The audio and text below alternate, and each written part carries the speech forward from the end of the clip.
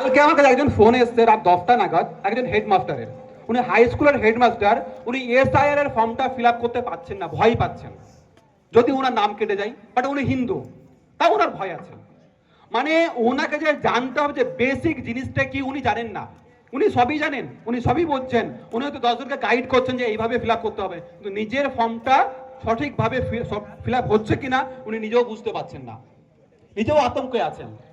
অতএব আমরা আমরা জানি না, সত্যি বলতে আমরা জানি না যে আমাদের রাইটস কি, আমাদের কিভাবে এটাকে অ্যাপিল করতে হয়। যদি আমাদের না হয় তাহলে এটাকে কি কি আমরা রেমেডি আমাদের কাছে অ্যাভেলেবেল আছে, আমরা অ্যাপ্রোচ করতে পারবো প্রপার ফর্মে, প্রপার ইনস্টিটিউশনে, প্রপার জায়গাতে, আমরা জানি না। এসআইআর নিয়ে আমাদের রাজ্যে অনেক হইচই, অনেক গন্ডগোল। ওই পার্টি, ওই পলিটিক্যাল পার্টি বলছে এইটা হবে, ওই পলিটিক্যাল পার্টি এই বলছে, ওই পলিটিক্যাল পার্টি ওই বলছে। কিন্তু আমরা সাধারণ মানুষ শুধু ওদের ভাষণের দিকে দৌড়াচ্ছি, অ্যাকচুয়াল যেটা কি আমরা যাচ্ছি না বা